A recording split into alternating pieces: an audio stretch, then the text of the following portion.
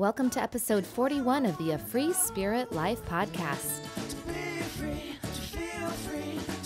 Hello, thanks so much for being here today. I'm Shannon Kinney-Duh, holistic life and spiritual coach, yoga and meditation teacher, and I am bringing you another great episode of this podcast to inspire you to live an authentic, empowered, and super awesome life. Because you know what?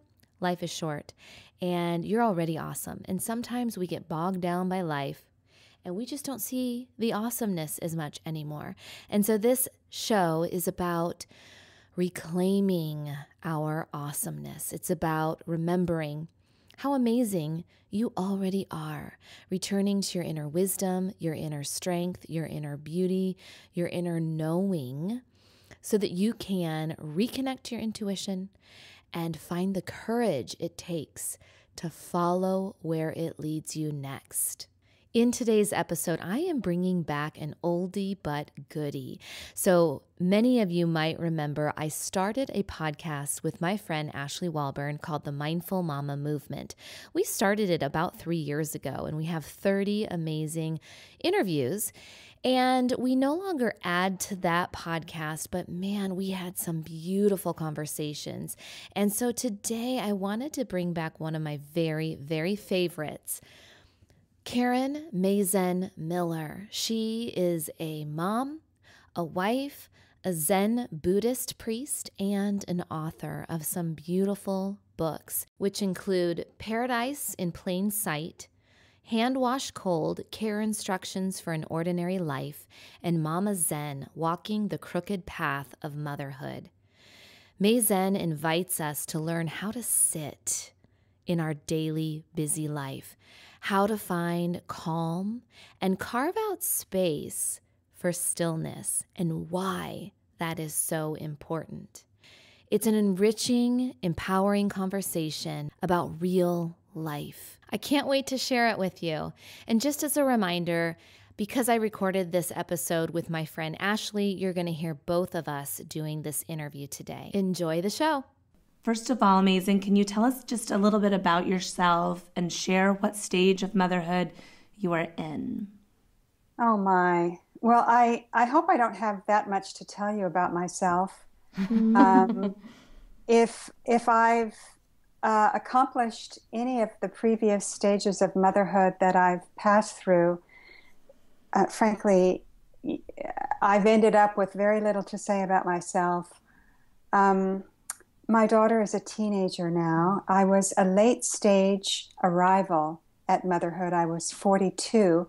And when I did the math, I realized that if my daughter had been born on time, she was slightly premature, that I actually would have been 43. And that never made it into my personal narrative. I always wanted to make myself younger than I was. Mm-hmm. And so I recall my own mother very poignantly in the stage I'm in now, because I had my mother with me. She was still alive when my daughter was just born, and for shortly after that. And I can remember her being so gentle and encouraging with me and all of my crises, at that time, the kind of crises that you have when your child is 3 months or 6 months or 9 months or a year or something. And she said to me at that time, when your babies are little, they have little problems. And when they're bigger, you'll find out for yourself. And this is not to say that my daughter is in any way plagued with big problems. It's just that the amount of control that you feel that you have is probably indirect to the amount of worry that you have. It seems the stakes are always growing higher. And so I would have to conclude by saying, I think I'm in the very beginning stages of motherhood. Yeah. Mm-hmm. Yeah. That is so interesting. With my son that's 22, I feel like I've had almost a rebirth. That there was a period in high school and then college that we didn't communicate well. My girlfriend said he was like dirtying the nest. But since he, like about age 21, I feel like I'm mothering again, like all over, just like he's an infant almost. Oh, yeah. I can understand that. For myself, I always have to reflect on what I do and what I say and what I think, because I have found I don't think that my daughter is acutely more intuitive than any other perfect child is, and they're all perfect. But I find now that she can signal to me that even the way I think, even the things that I don't say, she really feels that impact. And, it makes perfect sense. We live in an energetic field, just a field of energy. And my worry, my doubt, my second guessing, my concern, what I think of as my engagement or involvement in her life is actually always kind of confining for her. And it creates pressure. So I am really always turning back in on myself and starting over and trying to, just use my practice. Yeah. I'm trying to practice. And, that's presumably what you're doing with this program that you have. I'm just trying to be mindful. Yeah. Yeah, that's really wonderful. Thank you for that. I know in your second book, Hand Wash Cold, that you shared a little bit what it was like becoming a mother for the first time. Can you share with us briefly just what that transition was like for you? Well, I wouldn't even call it a transition. I mean, it was really more or less a catastrophe. I was wondering where she was going. Yeah. Yes, we can relate. Yeah. Yes. I think in my case, like I've said, because I was older, and I felt that I had kind of accomplished certain things in my life, and all of us do. What we do is we get comfortable with our lives, and we choose things to put in it that either we like or we want or we think we'd be good at, or in any event, I'd had a lot of control. And I mistook that control for peace of mind. Yeah, right. In other words, I just had everything my way all the time. I didn't think that motherhood would be anything at all difficult or beyond my ability, because, I really felt like I was ready and eager. And in truth, it's really not that hard, except that I had this, my whole adult life, I had worked at things in order to be good at them, or in order to be successful at them, or, in order to achieve certain things. And, the nature of early motherhood, and certainly all of motherhood, is that achievement really should be, off the table entirely. So I felt pretty afraid, afraid. But I was, in a way, another way to look at it is that, your life brings to you exactly what you don't want, because you need it. You need to be able to learn and grow. And so, my daughter, as many mothers realize, as many parents realize, their children are their teachers. I really reflect, it was a whole new life for me. It was just a total reset, and really helped to keep me young. I had an interesting week, and it's very related to what you're talking about. This, when things are going peacefully, you think you have that control, then, life is great. And we tend to label it like that. And I've noticed just the other day, it was just one of those kind of days where, everything just hit you at once. The car broke down. Our cat went missing. We had to stuff 5 kids, our family of 5 into a small hatchback and struggling with the car seats and all of that. And, I could just feel that irritability just like starting to pull me into that vortex. And it took me a full day to really kind of reflect on what I was feeling. It's in succession with I'm leading a group of women right now. We're clearing clutter to create space in our life. And, we're focusing more on the physical clutter right now, which we talk about the mental and emotional clutter and how that's all related. But it was so interesting because the physical clutter for me right now is like, it's not a problem. I can get this. I'm really not attached to these things. I've been working on it for years. I really love getting rid of this physical stuff. But what I noticed is my ego was kicking and screaming like nothing was going my way. And that irritability was controlling me.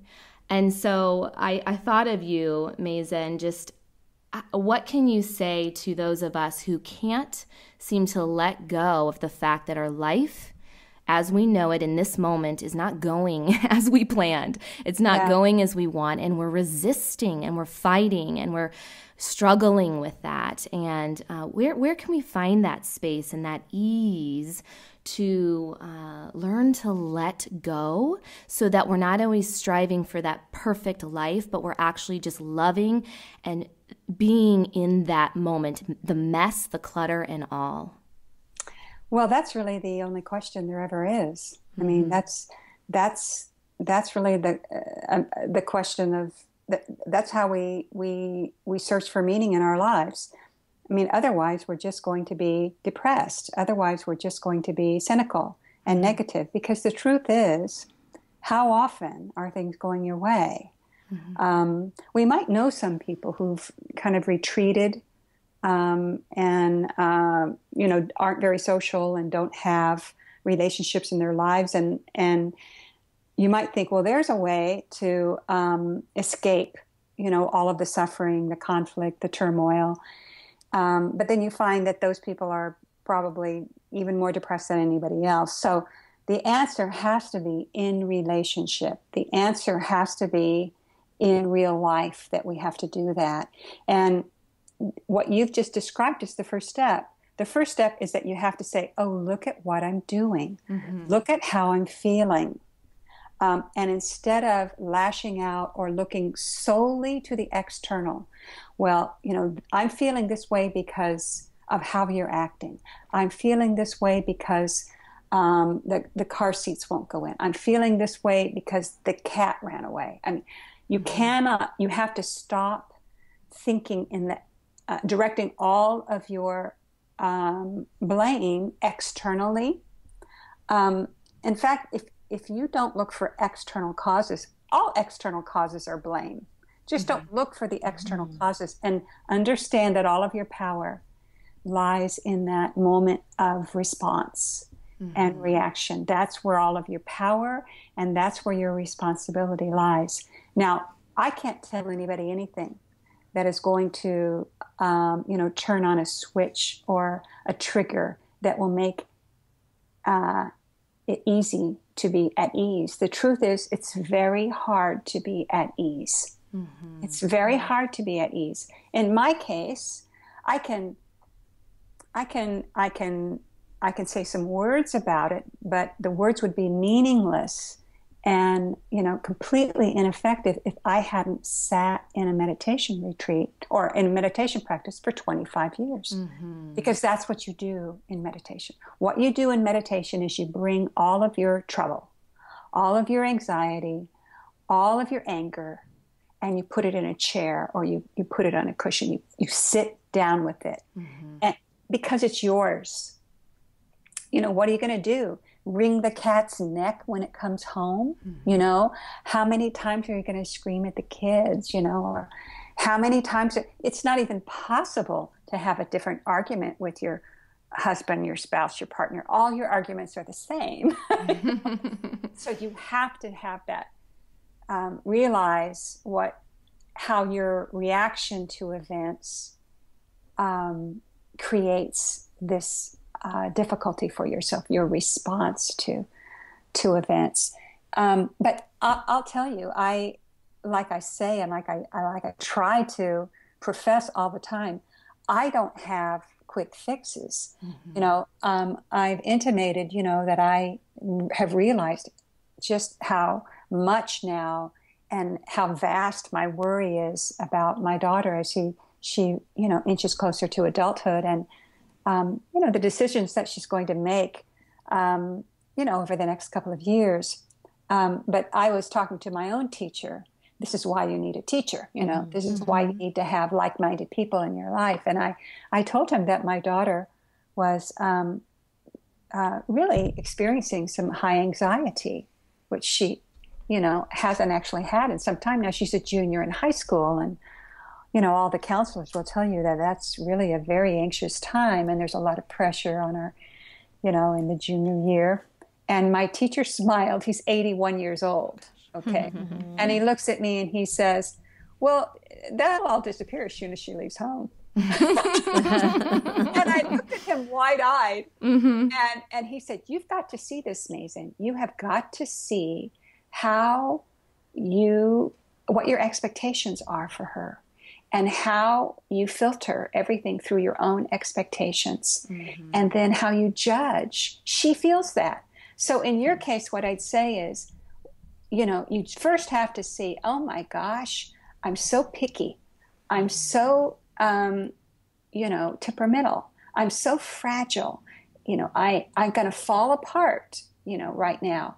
And then look to your children, because the truth is they'll always have something to say that will snap you back into the present moment. My daughter has always been great about that. When I get very, very upset, or, she knows immediately, and she'll say something like, Mom, would you like to take a nap? Or, Mom, don't worry, it's not always going to be easy. Or, Mom, why don't you just be the mom? Something that is so grounding in that moment, that then it just becomes a matter of following instructions. Just follow, go ahead, fall apart. Someone in that, right in front of you, someone or something is going to bring you back into focus. Yes.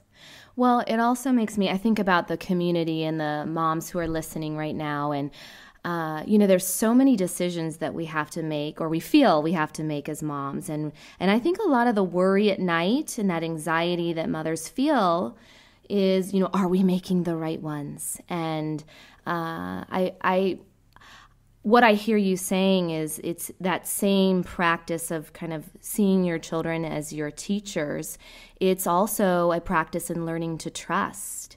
Absolutely. And so what would you say to the moms who are struggling with that right now and thinking, I've got to make this decision, I've got to make that decision, and what if, that worry that's taking over? How do we settle and not only learn how to trust ourselves as mothers, but how to trust our children? Yeah. Well, again, the only answer that I ever have for anybody is get really still and quiet and sit down, And the reason why I say that is with your eyes open, and we meditate with our eyes open. The reason why is that life always comes to us in the same way. It comes by itself, and answers appear by themselves, and circumstances, unfold by themselves. And when we're not alert and aware of how things really are and where we really are, we go up into our heads where we worry. We're never worried about the moment right now. We're worried about the one next Tuesday, or the one next year. And we create this, really, it's a monstrosity. And then we carry it around on our shoulders. And it's full of all of these unforeseen ramifications of the mistakes that we've made. And that's just a recipe for, a mental health disorder. I mean, that's just a recipe for fear and loathing and anger. That's just a recipe for all the things that are toxic that you you really don't want to share. we hear so much talk about living in the moment. Mm-hmm. So I'm really going to bring it back to this. We really have to be so clear where that moment is. It's always right where you are. Mm-hmm. And although in our mind, we think that it's so much is happening at once, but actually not that much is happening at once. Mm-hmm. If we slow down our thinking, then we will see more clearly how there's a flow to things. And the things that we might be hyperventilating about right now, we can probably give them a little bit more time, and maybe some more information will appear. And especially these decisions that frankly have to do with our children's lives. I think that we're so smart and we have so much information, but we have all made, and certainly I have, a critical error in placing ourselves at the center of our children's lives instead of our children at the center of their lives. You see? Mm-hmm. I mean, I don't know. I can't tell you how many times my daughter would look at me and say, "Mom, I'm not you. I'm not like you. I don't."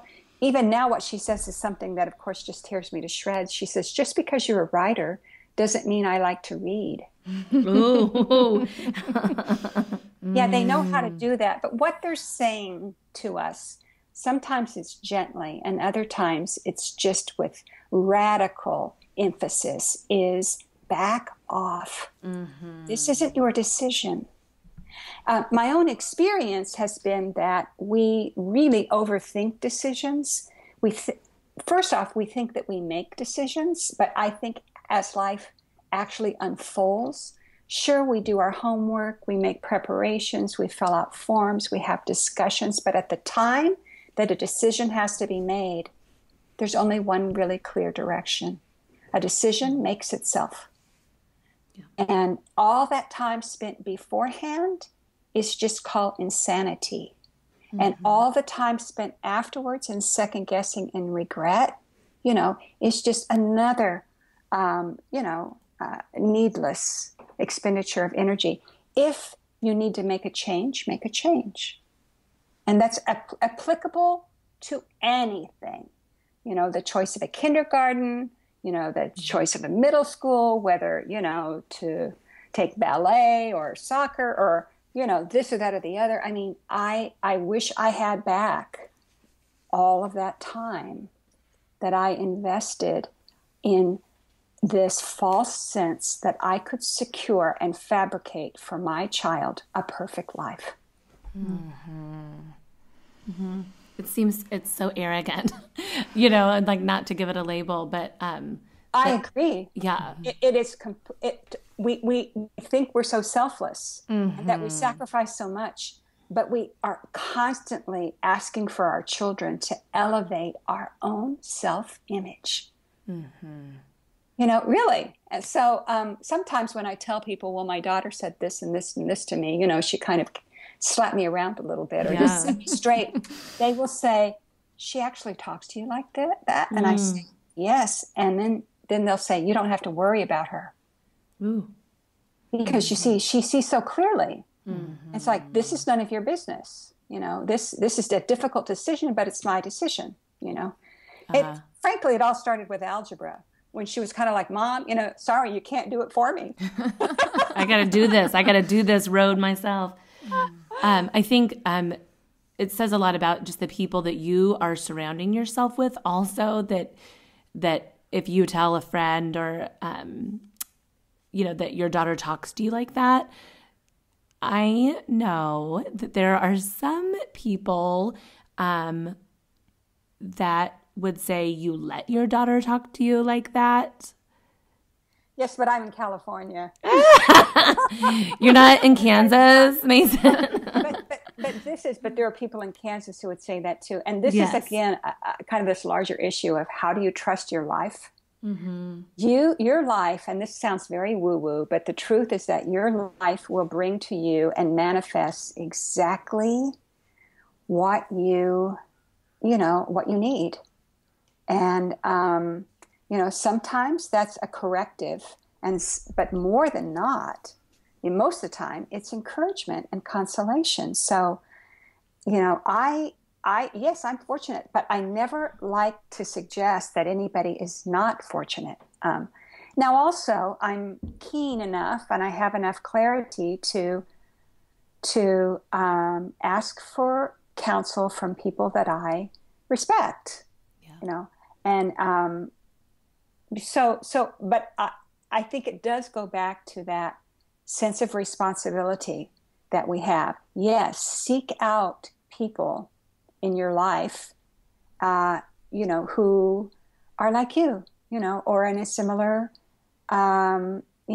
experiencing a similar circumstance, going through the same kind of a situation. Mm-hmm. And if you don't trust your life, you won't trust the people in your life.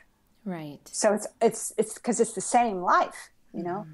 If you don't trust your life, you won't trust the disappointments in your life. If you don't trust your life, you won't trust the happy times in your life. You won't trust joy. You won't. Ultimately, it comes down to this. You won't trust not knowing. Yes. We don't know. And so because we can't trust what we don't know, we build we're straitjacketed by fear. And fear begets fear. And we share and spread that. And so we have, we live in a very anxious, world. Well, it shows why community, finding that like-minded community is so invaluable, because I know so many moms, feel isolated or feel alone. And when we can all connect together in this way to see that there are other people that are thinking in a different way, there's liberation in that. You are absolutely right. I think community is everything. Mm-hmm. And in a way, it's both easier and harder to do. One is we have technology, which they've co-opted the term community, and mm-hmm. connection, but we feel more alienated, because we've retreated into our technology and our machines. I really think that personal connection and face-to-face connection, frankly, we see it in parenthood. I mean, children can't be parented by remote. Mm-hmm. They can't. No life form can exist outside of community. There is nothing outside of community. So we can't have an imitation flower that we can program to grow toward the light. It has to actually live in the light of the sun. A plant mm-hmm. does. We see it in our pets. We see it in everything, and yet we're so smart. We want to talk ourselves out of having face-to-face friendships and real connection. I am always going to come down on the side of real, live, human touch and sight and speech and hearing. Real, live life. Mm-hmm. Well, it's that energy field you're talking about. I love what you said at the beginning. I think of that, but sometimes, if you're in a bad mood or you're thinking something internally, you forget that your kids can just feed off that energy just as we feed off theirs. And so it's the same thing with the community aspect, I'm sure, when you're in the energy field of those people. Yes, and that's why I always tell people that a group that meditates together, a group that sits together, the same thing would happen, I'm sure, if we were just getting together and having a beer or a cup of coffee or something like that. But when I sit in silence with a group of people, for the most of the time when I travel, they're total strangers to me, but to a number, every single one of them, every single person afterwards, when they speak up, they say, I love you and I love this. That's what love is. Love is non-judgmental awareness. So I can say that, and I can probably print it on a T-shirt or a bumper sticker or something like that. But I have to take care that when I'm in company with the people I love, that I am in a state of non-judgmental awareness. In other words, I see them, I respond to them, I recognize them, I support them, but I don't judge even silently, because that creates an event, an energetic event that is received with complete precision. You know, my daughter, when she was little, used to say, Mommy, you know, you're using your nice voice, but you are not being nice. And actually, our pets will do this. You know, our dog, we have a dog. If you have a dog, this is what will happen. When the dog may be perfectly fine in kind of the chaos and commotion of the home, but can intuit perfectly what that intention is in the noise and the conversation, the talk, and will indicate to you when that is a negative energy. Our dog hides behind the furniture, you know, or slinks out of the room. And because they can read that energy. The words are irrelevant. They read the energy. So we are beings. We're a little bit more confused and deluded than our dogs or our fish or our turtles, you know, who can really live with, you know, flawless instinct. But that's what we create in our homes. And what I will say to moms is look at your children and listen to your children. And if they're not yet afraid to tell you, they're going to tell you what you probably don't want to hear. But it will be helpful. And in my case, I mean, for a while it was, Mom, you can leave my room now. Because what I was bringing in, while I thought it was accurate and, you know, necessary, was not being, it wasn't helping her. And so now what I try to do is I sit myself in the chair that I'm here, right here and now, and I let her walk into my room with something. And when you think about it, that's a supreme act of generosity. I'm going to let her bring me something that she needs to share with me or ask me, or where she needs help with, instead of me kind of just stomping, you know, into her space. It feels like so much less pressure, or like one less thing to do. But for children, a choice, which is so, you know, powerful and empowering. Yes. Yeah, it is. And we have to respect that they have to have a space that is safe for them, that they can control. You know, frankly, there was this one time when I was in my daughter's room, sitting on a chair, talking to her about something I probably thought was important. And then my husband overheard us, and he just stood in the threshold of her door, and she sat upright and said, wait a minute, what's going on? Something's up. So, you know, I think when our children are really little, they're trained, you know, they're just, you know, perfect students. They learn to give us what we are asking for. You know, sometimes it's a smile, a kiss, you know, a giggle.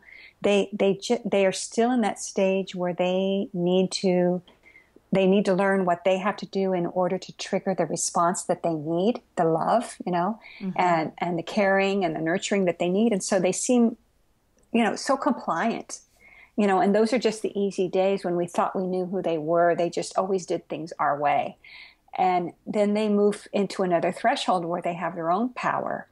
And, you know, we are essentially now, the lesson for them, the experiment is for them to carry forward. Can I coexist with people with whom I have conflict? We become the lab rats for them. We are the source of conflict, and they're learning, how to coexist and how they shape that world. They can't eliminate the conflict, but they have to shape it in a way that they can survive and transcend it. And so I think that's the teen years. That's beautiful. One thing I just wanted to bring up from your book, Mama Zen, we loved this quote. I just wanted to read this. It says, "Fatigue is a gift." A gift. I'm sorry, a gift. That was Freudian. Yes. Totally. And guilt is a messenger. Okay. So fatigue is a gift, which I love that. It's so freeing. Like many of the gifts that come to mothers, it is not one you would choose like a spa vacation, but one you can use like a humidifier. It's a cure and a balm. Fatigue helps you forget. When you are tired, you let go. You drop what you no longer need, and you do not pick it up again. You slow down. You grow quiet. You take comfort. You appreciate the smallest things. You stop fighting. So as I think about that, you know, all of us as moms can relate to that feeling of fatigue, that extreme fatigue. And I just think the way that you worded that and show it as a gift, it is freeing. What mindset shift do we need to take place to really, you know, appreciate that as a gift, to see that that's a gift and not something to feel guilty about or to feel. Well, when we feel guilty or we feel any kind of resistance, whether it's guilt, you know, or anger or whatever, you know, essentially it's a loaded weapon, you know. So am I going to, you know, set the gun down, or am I, you know, you just have to set it down, because otherwise, you know, you're going to, you know, create a disaster there, you know. So I think part of what we do maybe as women, you know, we just take these feelings like the feeling of fatigue or exhaustion, and we just, it immediately morphs into resentment. You know, we tell ourselves, just imagine this. We're always telling ourselves what we can't do. I can't stop, you know, I can't quit, I can't lie down, you know, I can't get away, there's no, you know, I never can get any help, you know, that kind of thing. So those are the messages that we're always reinforcing for ourselves, I think, you know, precisely the kinds of things that we would never want to tell someone we loved, you know, but we're telling ourselves that. The basic premise here is that everything that comes to you, it doesn't come, you know, it comes freely, and it's a gift. I mean, everything that comes to you is a gift. Is it a gift you want? Most of the time, no. I mean, you know, it's not what you want. The whole struggle in life is that we get what we don't want. You know, then what do we do? Right. So, but fatigue in particular, exhaustion, I have found that I had a problem saying two things. I have a problem saying that I'm angry, so I get angrier. And I have a problem saying that I'm tired. Yes. So I get more tired. Yes. And so maybe the first thing to do is to be non-judgmental. You know, you don't have to create a drama or a story out of it. But I find it's really helpful to tell people in my life that I'm angry. And I say it just like that. I'm angry right now. I'm actually talking to myself, I'm angry right now. Because if I don't admit to myself that I'm angry, I'm going to resist it, and I'm going to fight it, and I'm going to explode, and I'll create an even bigger problem. And if I don't admit to myself that I'm tired, I'll still be tired, but on top of that, I'm going to layer, you know, guilt, anger, resentment, and then everybody will just be minding their own business, and mom's head will explode.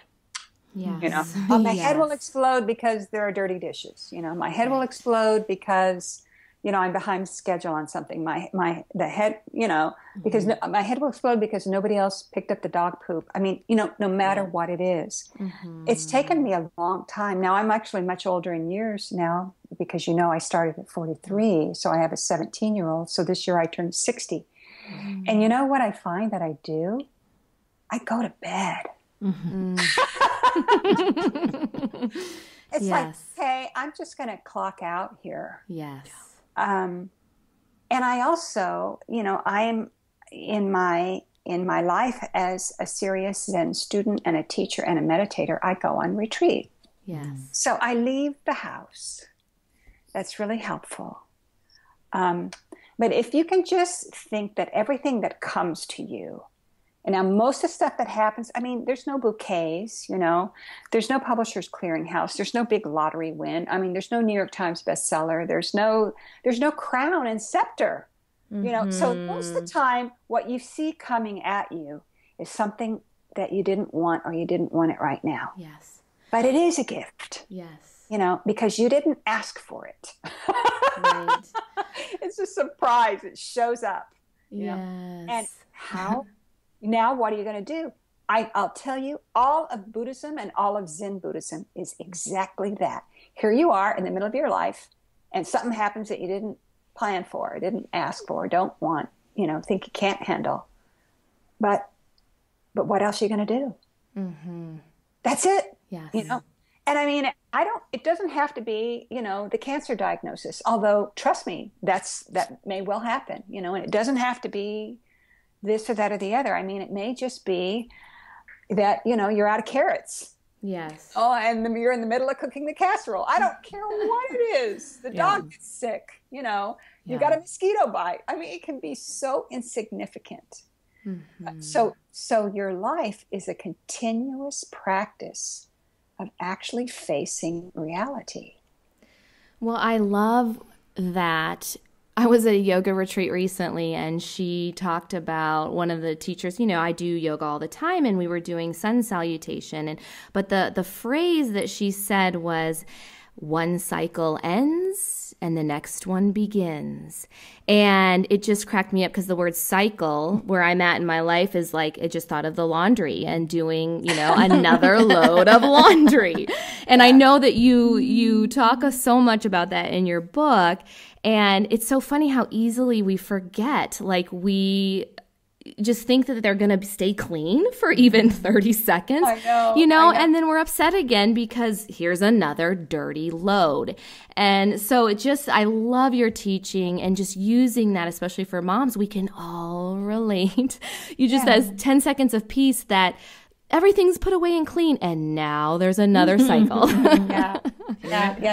As though life is anything but laundry. I mean, right. Show me somebody who doesn't have laundry, and I'll show you somebody who, frankly, doesn't have much of a life. Yeah. And all that I always, when people would ask me about hand wash cold, well, how did you come up with, with all of these lessons, and how is this spiritual? And I'm like, well, I mean, I really thought about it a long, hard time, but what is there to life but breakfast, lunch, and dinner? Mm-hmm. I mean, really? Yes. And what's so interesting is a lot of people, have engineered a life where there's no breakfast, lunch, and dinner. Yes. They have kitchens that they don't cook in. Somebody else does all the laundry. And hey, if that's what you need to do, that's fine too. But that was my gift when I came to the point in my life where there was nobody but me to do the laundry. I had to look at it as a gift, and not only that, a spiritual practice. That my freedom was in that load, doing that load. Yes. I don't know that I'm there on that. Yeah. Maezen, I when my babies were little,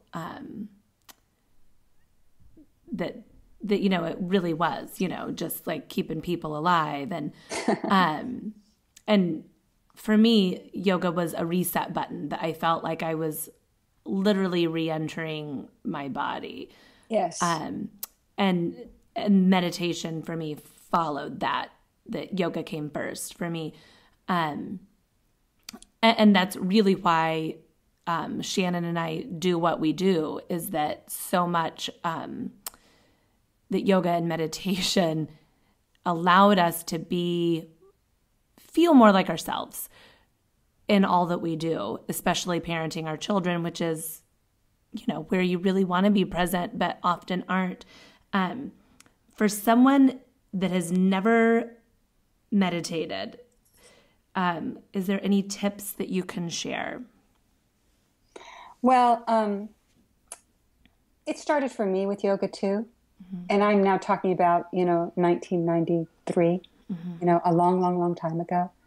And that led to meditation for me as well. Yoga and meditation are the same practice.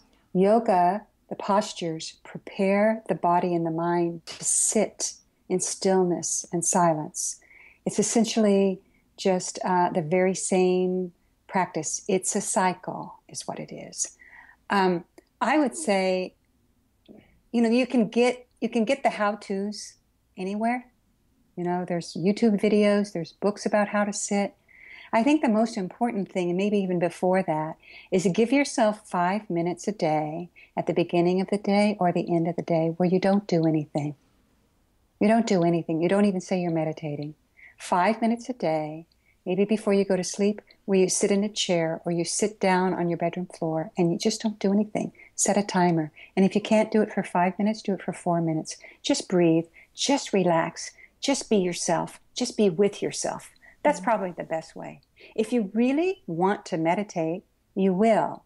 You'll find some place, someone, somehow, sometime. If you don't want to, you won't, no matter what I say. But I would say that if you want to really kind of have an impact on your life, find someone like me and come and sit with me. Mm-hmm. I travel all around the country, and I'm coming to Kansas City in 2 or 3 weeks or something like that. Come and sit with me.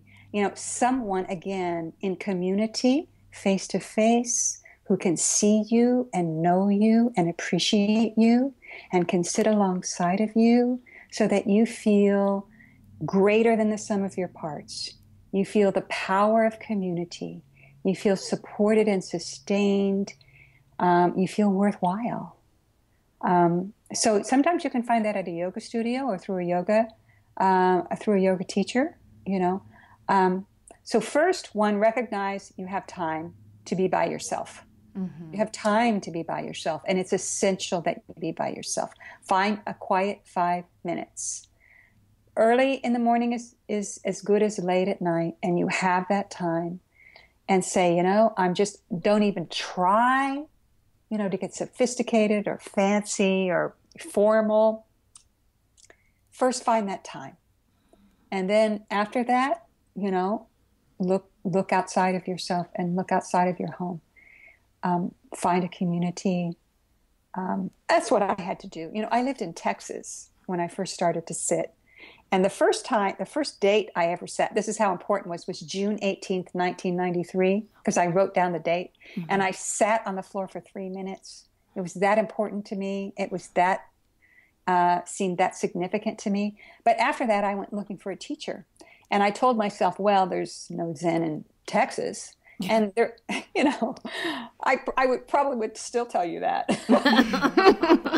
I ended up going to California because I wanted somebody to show me how to sit. And then I ended up living in California. And now I was just in Texas 2 weeks ago, and I'm coming to Kansas City. Let the world guide you and hold you and show you. Let your world serve you. It happens like that, I promise.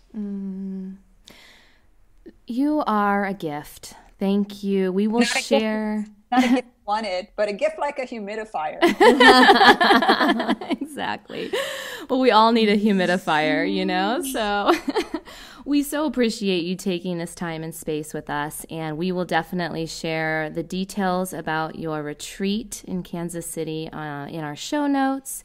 And we just appreciate you for just sharing your wisdom with all of us mamas who are still deep in those piles of laundry. We'll think of you differently and our laundry. Okay, and then I'll share with you these words from my mom that she left for me. And just be yourselves and take good care of your families. Well, we always end each show with a mindful mama moment, and I think that is it. That's really beautiful. Yes, from my mother to you. Well, thank her. I'm grateful that she was wise to share that with you. Me too. Yeah. Me too. Yeah, now we all get it. Thank you, Maezen. Thank you so much. Oh, you're welcome. You're welcome. Thanks so much for listening today. If you liked this episode, share it with your friends. If you're enjoying the A Free Spirit Life podcast, go to iTunes and leave us a review. Rate the show. It really will help us start to reach more and more people, and we can keep providing you great, amazing interviews to come. Be well, my friends, and I will see you next time.